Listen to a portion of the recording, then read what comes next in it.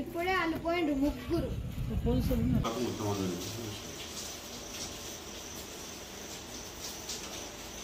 మొన్న 19వ తారీఖు రోజు నిర్మల్ పట్టణంలో స్థానిక మాదేవపుర కాలనీలో తన సొంత ఇంట్లోనే దొంగతనమైందని చెప్పి అనిత, గవర్నమెంట్ ఉద్యోగంగా పనిచేసేటువంటి అనిత ఆ రోజు దరఖాస్తు ఇవ్వడం జరిగింది.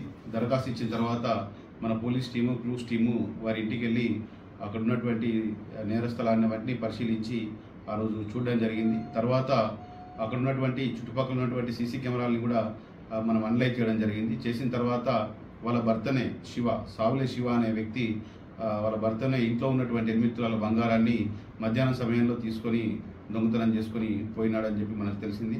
తర్వాత అటు వ్యక్తిని పట్టుకొని విచారించగా అతను అటు నేరాన్ని ఒప్పుకొని దొంగిలించినటువంటి బంగారాన్ని 8 తులాల బంగారాన్ని చూపించడం జరిగింది. ఆ వ్యక్తిని అరెస్ట్ చేసి రిమాండ్కి తరలించడం జరిగింది.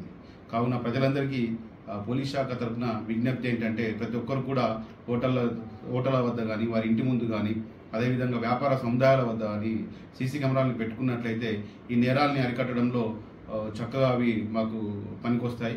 అదేవిధంగా శాంతి భద్రతల పరిరక్షణ విషయంలో కూడా అవి చక్కటి పాత్ర పోషిస్తాయి. కాబట్టి మా పోలీస్ శాఖ తరఫున విజ్ఞప్తి ఏంటంటే ప్రతి ఒక్కరు కూడా ఈ సీసీ కెమెరాలని వారి సముదాయాల్లో కానీ, హోటల్లో కానీ ఇన్స్టాల్ చేసుకోవాలని కోరుతా ఉన్నాం. Thank you.